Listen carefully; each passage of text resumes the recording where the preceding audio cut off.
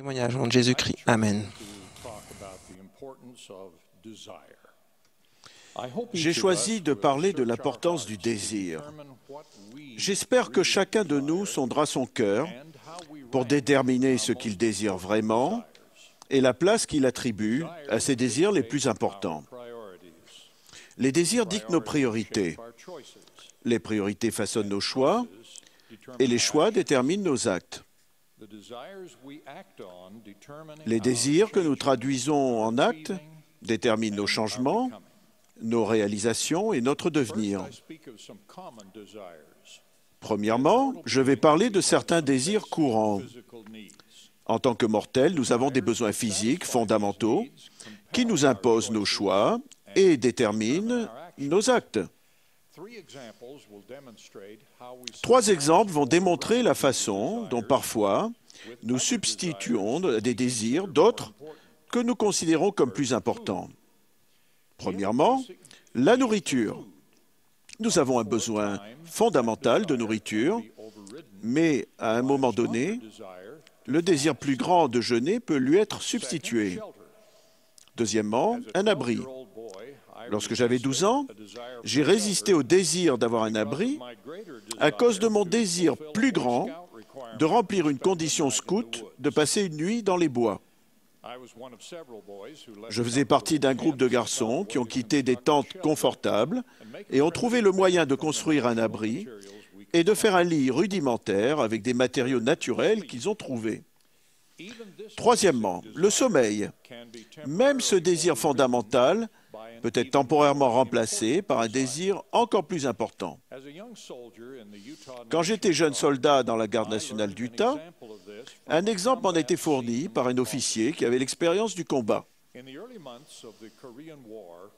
Dans les premiers mois de la guerre de Corée, une batterie d'artillerie de campagne de la garde nationale de Richfield en Utah fut appelée au service actif. Cette batterie, commandée par le capitaine Ray Cox, était composée d'une quarantaine de Mormons. Après une formation complémentaire et le renfort de réservistes venus d'ailleurs, ils furent envoyés en Corée, où ils connurent certains des combats les plus acharnés de cette guerre. Lors d'une de ces batailles, ils durent repousser un assaut direct de centaines de fantassins ennemis, le genre d'attaque qui avait débordé et détruit d'autres batteries d'artillerie de campagne. Qu'est-ce que cela a à voir avec l'idée de surmonter le désir de dormir? Pendant une nuit décisive, lorsque l'infanterie ennemie avait percé le front et avait atteint l'arrière occupé par l'artillerie, le capitaine avait fait relier les téléphones de campagne à sa tente et ordonné à ses nombreux gardes au périmètre de lui téléphoner personnellement toutes les heures, tout au long de la nuit.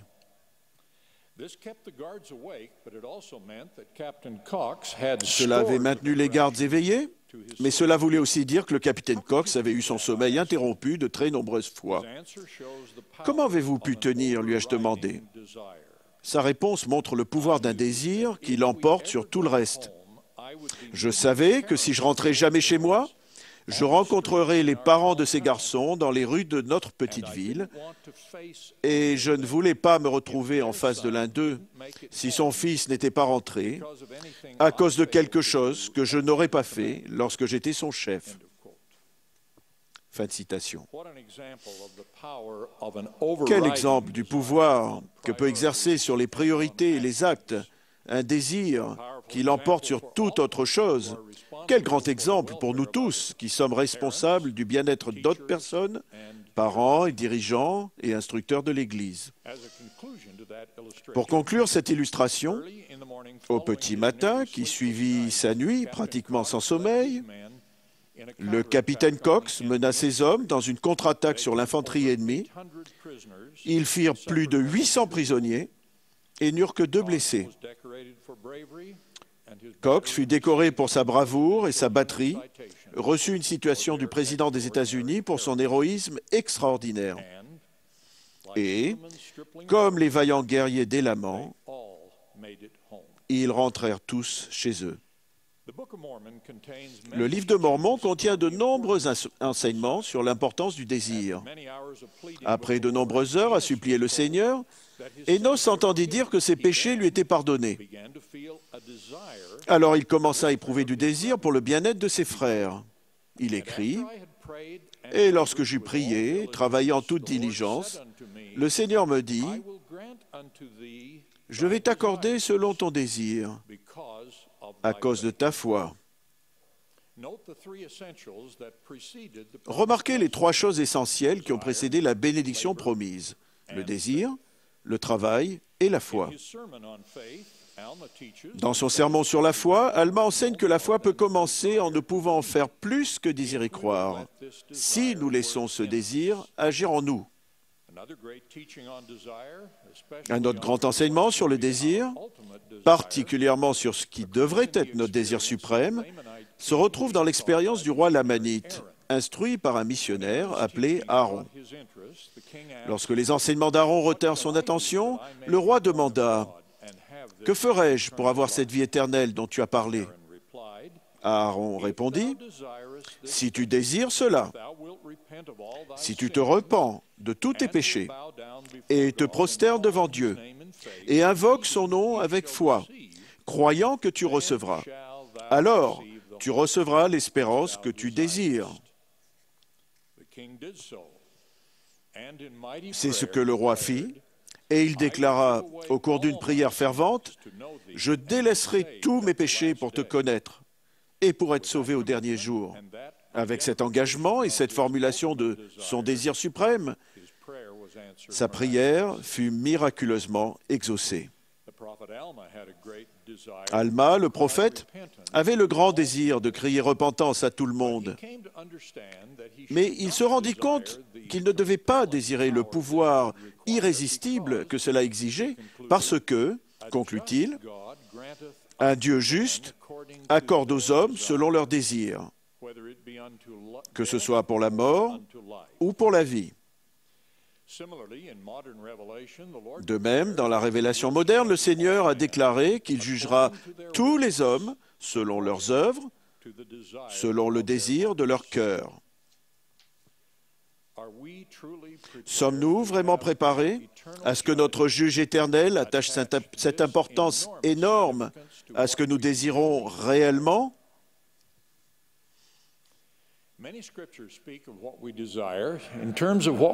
Beaucoup de passages d'Écriture mettent sur le même pied ce que nous désirons et ce que nous recherchons. Celui qui me cherche de bonne heure me trouvera et ne sera pas abandonné.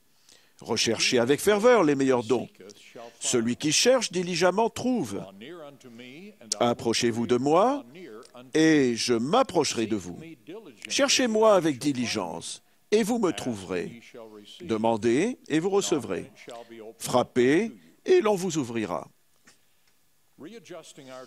Il n'est pas facile de réadapter nos désirs pour donner la plus haute priorité aux choses de l'éternité.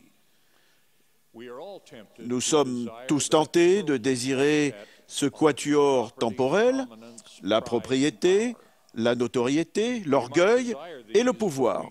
Nous pouvons désirer ces choses, mais nous ne devons pas en faire nos plus hautes priorités.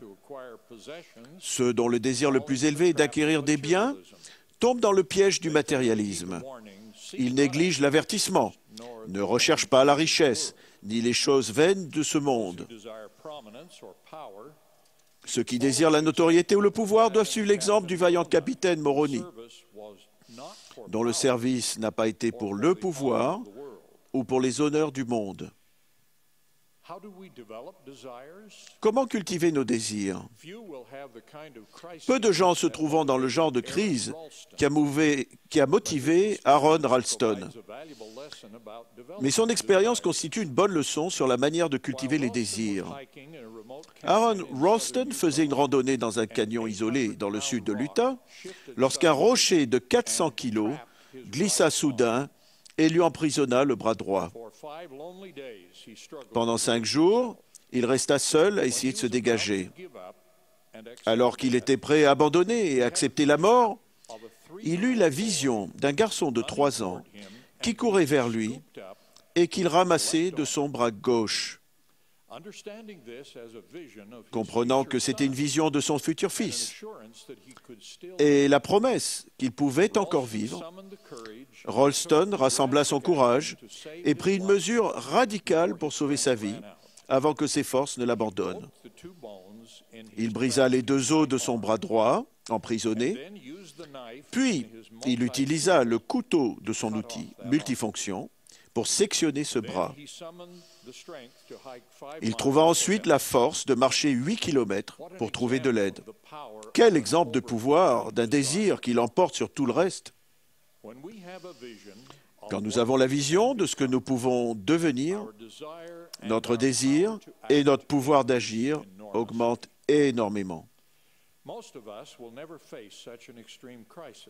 La plupart d'entre nous n'auront jamais à affronter une crise aussi extrême, mais nous rencontrons tous des pièges potentiels qui nous empêcheront de progresser vers notre destinée éternelle. Si nos désirs justes sont suffisamment intenses, ils nous motiveront à trancher nos liens et à nous libérer des dépendances et des autres pressions et priorités pécheresses qui entravent notre progression éternelle. Nous ne devons pas oublier que les désirs justes ne peuvent pas être superficiels, impulsifs ou temporaires. Ils doivent venir du fond du cœur, être inébranlables et permanents. Ainsi motivés, nous nous efforcerons d'atteindre l'état décrit par Joseph Smith, le prophète, où nous aurons vaincu tous les maux de notre vie et aurons perdu tout désir pour le péché. C'est une décision très personnelle. Comme Elder Neal et Maxwell l'a dit, quand on dit que des gens ont perdu le désir de péché, c'est eux, et eux seulement, qui ont décidé délibérément de se débarrasser de ces mauvais désirs en étant disposés à délaisser tous leurs péchés afin de connaître Dieu. Par conséquent, ce que nous désirons avec insistance dans la durée est ce que nous finirons par devenir et ce que nous recevrons dans l'éternité. Fin de citation. S'il est important de perdre tout désir du péché, la vie éternelle demande plus encore. Pour atteindre notre destinée éternelle, nous devons désirer les qualités nécessaires pour devenir un être éternel et travailler pour les acquérir. Par exemple, les êtres éternels pardonnent à tous les gens qui leur ont fait du tort. Ils placent le bien-être des autres avant le leur. Et ils aiment tous les enfants de Dieu. Si cela semble trop difficile, et ce n'est sans doute facile pour aucun de nous, nous devons commencer par désirer ces qualités et demander à notre Père céleste aimant de nous aider à gérer nos sentiments. Le livre de Mormon nous enseigne que nous devons prier le Père de toute l'énergie de notre cœur afin d'être remplis de cet amour qu'il a accordé à tous ceux qui sont de vrais disciples de son Fils Jésus-Christ. Je conclus avec un dernier exemple d'un désir qui doit être primordial pour tous les hommes et toutes les femmes, ceux qui sont actuellement mariés et ceux qui sont seuls. Tous doivent désirer obtenir un mariage pour l'éternité et œuvrer pour cela. Ceux qui ont déjà un mariage au temple doivent faire tout leur possible pour le conserver. Ceux qui sont seuls doivent désirer un mariage au temple et donner la priorité aux efforts pour l'obtenir. Les jeunes et les jeunes adultes seuls doivent résister au concept politiquement correct, mais éternellement faux, qui discrédite l'importance de se marier et d'avoir des enfants. Hommes seuls, réfléchissez aux problèmes exposés dans cette lettre de supplique écrite par une sœur seule. Elle intercédait pour, je cite, « les filles justes de Dieu qui recherchent sincèrement un compagnon digne ». Elle ajoutait, « mais les hommes ont l'air de ne pas voir et de ne pas savoir s'ils ont ou pas la responsabilité de rechercher ces merveilleuses filles choisies de notre Père Céleste, de les courtiser et d'être disposés à contracter et à respecter des alliances sacrées dans la maison du Seigneur. » Elle conclut ainsi, « Il y a de nombreux hommes seuls dans l'Église qui sont heureux de sortir, de s'amuser, de passer du temps avec les filles, mais qui n'ont pas la moindre intention de s'engager vis-à-vis d'une femme. » Fin de citation. Je suis sûr qu'il y a des jeunes hommes qui cherchent ardemment à se marier, qui voudraient que j'ajoute qu'il y a des jeunes femmes dont le désir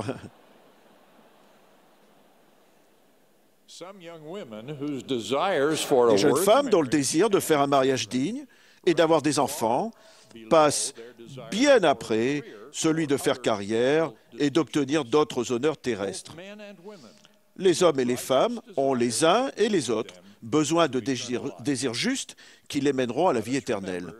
N'oublions pas que les désirs dictent nos priorités, que les priorités façonnent nos choix et que les choix déterminent nos actes. De plus, ce sont nos actes et nos désirs qui nous façonnent, qui font de nous un véritable ami, un instructeur talentueux ou quelqu'un qui s'est qualifié pour la vie éternelle. Je témoigne de Jésus-Christ, dont l'amour, les enseignements et l'expiation rendent tout possible. Je prie pour que, par-dessus tout, nous désirions devenir comme lui, afin de pouvoir un jour retourner en sa présence et recevoir la plénitude de sa joie. Au nom de Jésus-Christ. Amen.